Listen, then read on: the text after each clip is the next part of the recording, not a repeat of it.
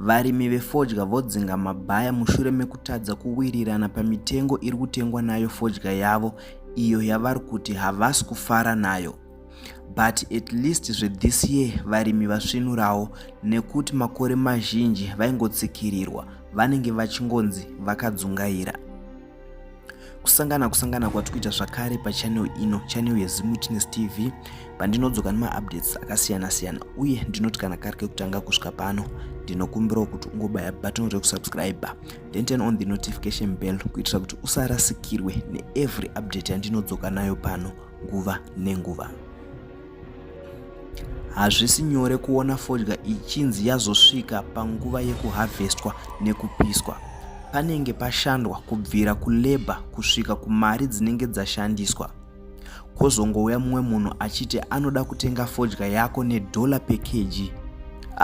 Regai varimi vadye marasha havo pakadai nekuti zvinorwadza kubirwa pachena uchiona.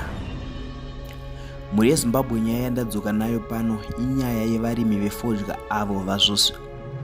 Muri yeZimbabwe nyaya yandadzoka nayo pano inyaya yevarimi vefodya avo vazosvika pakudzinga mabuyers kumafloors eTSF mushure mekunge mabhaya auya achida kutenga fodya yavo nemutengo wakaderera.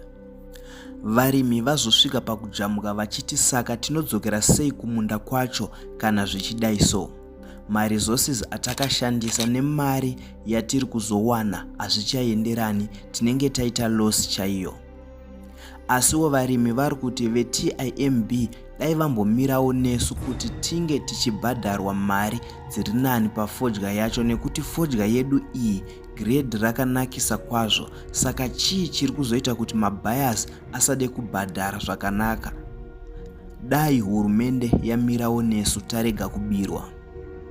Ladies and gentlemen, ndichakusiyirai mavideo evarimi vari kuTSF uye kana mapedza kuona mavideos aya ngatisangane mucomment section muchitiudzawo zvamunofunga pamusoro penyaya iyi.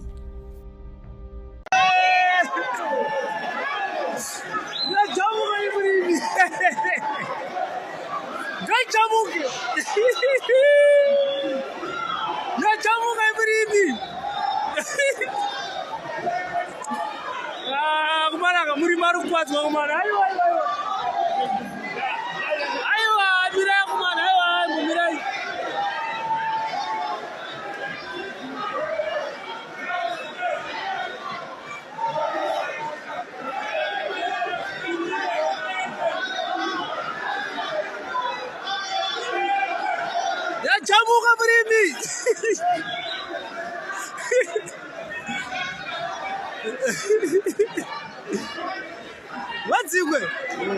What's going on?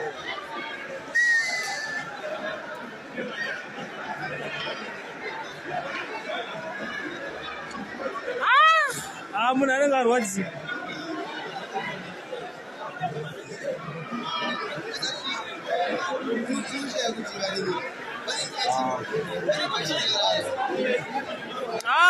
Vazojamuka manje vari manje.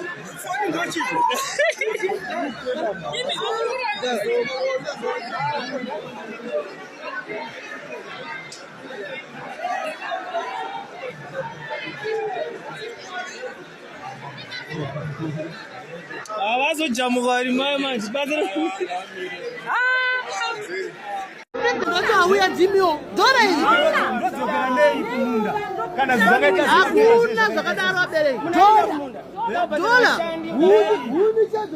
Vanhu vari kuda mari dzavo vakashanda obhadharwa $.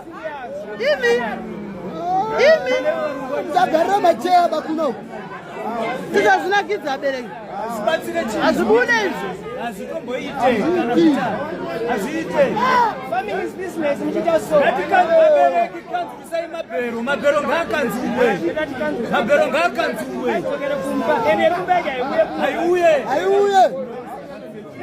Ndinonzi Tuesday Nyagua, ndinobva kuKaroe ndinorima ndiri kutengwe kunonzi kuParadise Farm.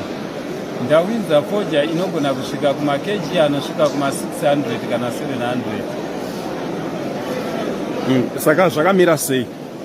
Maonero andaita musika watotiratidza kuti hauna kunyatsotimirira zvakanaka zvichienderana nematangiro ataita taona foja ichitengwa. Mutengo wefoja iyo yanga yakanaka, yaratidza kuti foja yemadiridziro yatati titasira kuti yaifanira kuva nemutengo wakati kwirei kupfuura mutengo wayapirwa. Ndochekutanga. Chinhu chechitu tiri kubatikana nepesenti yaisiwa yekuti taakupirwa 75%. Mainputs atiri kuenda nawo kumunda ari kukwira. Nyange tichisenza US fertilizer tiri kuitenga $50.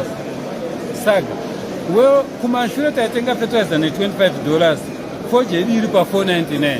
Nasi foja haisi kubva pa $499, asi mutengo wenengirigini wemainputs uri kuramba uri pamusoro. Saka ipapo ndopandaona sekuti hurumende ngaitarise kuti varimi vari kufamba sei, vari kutiregerera nokuti kwavatiisa nhasi uku reti yava 25% iri kusara pamaredi haisi kutishandira, yaisiwa kuRTGS. Haina chainokwanisa, tinongoenda parodhi apo toitorwa nevakomana nereti yavanenge vangoda. Saka iyo imari yatisina yatatorasikirwa nayo yasara 25% yemari yedu iyo. Maida kuti zviitwe sei? Taifunga kuti reti sezvinhu zvakaoma, reti yedu yegoroni yaifanira kuti ikwire sezvainga yakaita gore yakapera tatiri kuma 85%, asi tatodzikisirwa panzvimbo chekuti reti dai yatowedzera kuenda chero ku90. Foja ishoma, gorono kune nzara, mvura yakava shoma, asi hurumende haina kuticheuka kuti zvinhu izvozvo zviri kutibata. Sevarimi hatigone kurarama kuti tikwanise kudzokera futi kumunda goronouya. Mwaka unotoera zvinhu zvedu zvakatiomera, hatisi kupinda pakunorima zvakanaka. Ndo mashoko andaona, ndo zvinhu zvandaona izvo. Ndatarisa kwekutanga uku. The color is beautiful, the lemon that the Chinese want. Asi pamutengo $4 ndaifoti aitendei pa5 because shizha rakareba ende rine correct color. Handinyatsozivi kuti chawashora ipapo chii, handina kugutsikana ne$4 tawaisa. Zvingaitwe ndizvozvo zvekungotaura through TIMB to the buyers, we are not happy.